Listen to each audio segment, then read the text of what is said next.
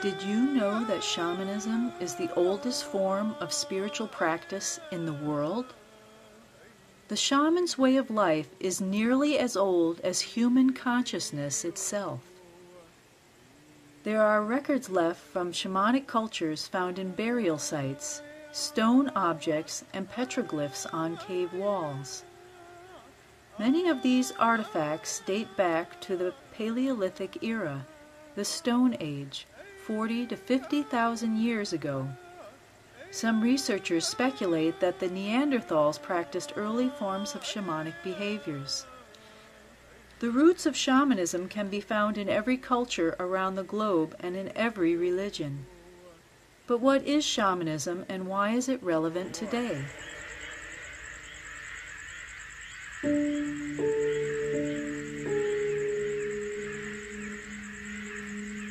The word shaman is thought to originate from Siberia and Central Asia. Although there have been many words used in different tribes and regions, the Russian Tungusic saman is the word that has become the modern term shaman. It means to know. Every culture and every generation has their shamans. They may be called by different names and practice in a variety of culturally distinct ways, but they are the ones that are touched directly by spirit and moved to engage with the numinous. The shaman knows the spiritual realms and how to interact and communicate within these realms. A shamanic worldview understands that all life is sacred, that everything has a spirit or energy, and these spirits, these energies, are interacting and communicating all the time. The shaman forms a kinship with spirits and is a mediator between the human and natural spiritual worlds.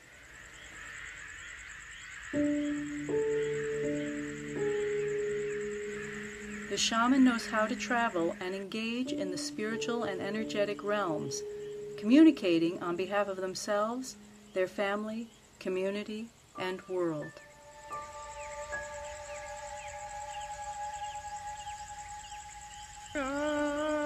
Dr. Thomas Patrick Lavin describes a shaman as a person who has been forced by fate to take an inner, awe-filled journey, which ultimately gives a new form to the person and to the culture. This journey demands sacrifice, isolation from the collective's expectations, and a particular form of courage, which is able to accept new forms of awareness and new forms of the divine. In suffering, shamans maintain a sense of humor, choosing a path of joyfulness.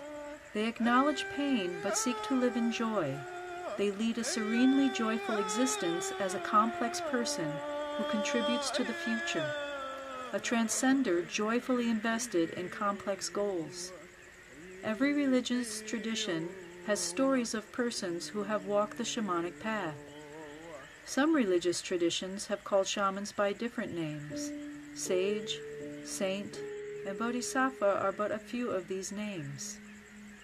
Shamans are called into service through a situation or occurrence that awakens them and at the same time separates them from others. This calling places the shaman on the margins of the tribe or society. An initiating event opens the door between the worlds and allows the shaman access to realms that are otherwise considered taboo. The shaman has a choice whether to walk the path and be initiated or decline. Often the choice is so severe as to be a choice of becoming a shaman or dying. There is a doorway within our minds that usually remains hidden and secret until the time of death. The Huichol tribe in Mexico has a word for this. Shamans are initiated through spiritual contact, through forces of nature, and through direct transmission from spirit and from shaman to shaman. Shamans are map makers. As they journey out into these spiritual realms, they become familiar with the terrain. Shamans work with helping spirits in the spiritual realms to access information for divination, healing, and transformation. There are consistencies and commonalities in all shamanic cultures globally and throughout time.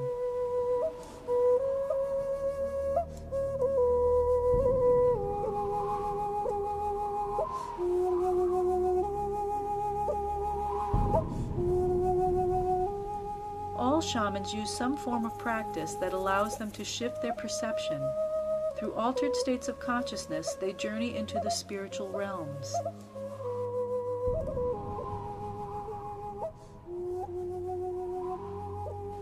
The shaman is a technician of ecstasy.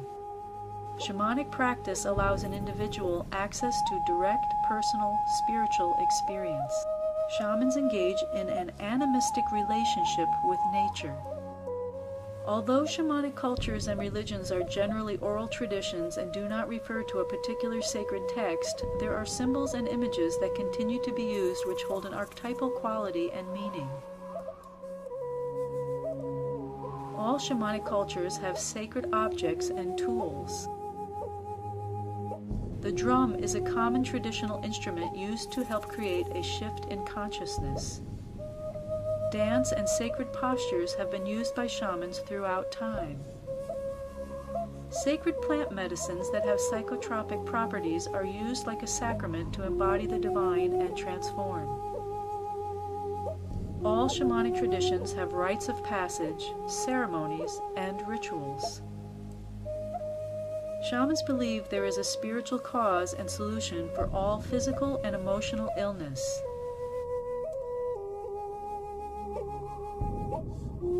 A shaman will journey into the spiritual realms on behalf of the person in need and assist in the process of resolving their disharmony.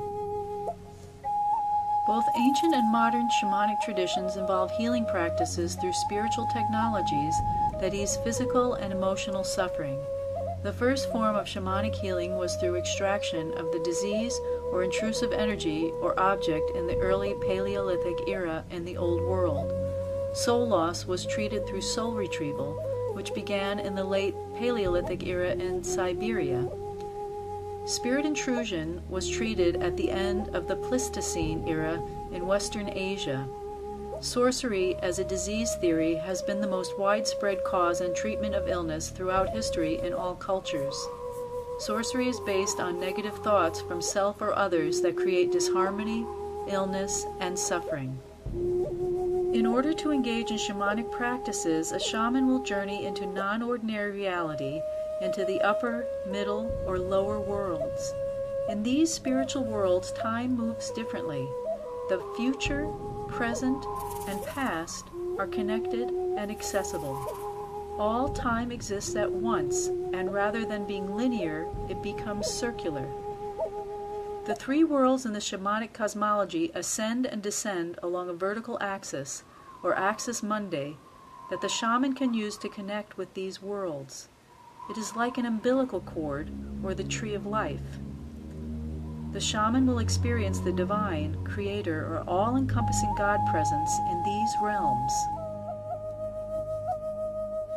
The spirits of nature are animate and can speak.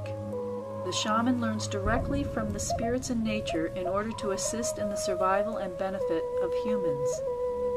Humanity is seen as directly connected and part of the natural world. The medicine wheel is an example of the horizontal axis of shamanic cosmology. This wheel represents the branches of the tree of life bearing the elements of our physical world: earth, air, water, and fire. In the center, where the horizontal axis meets the vertical axis, there is the fifth element of spirit. Shamanism is still practiced in various forms around the world. A modern, eclectic form of shamanism began to be popularized in the mid to late part of the 20th century. Books written by anthropologists and scholars provided information to a new generation of spiritual seekers.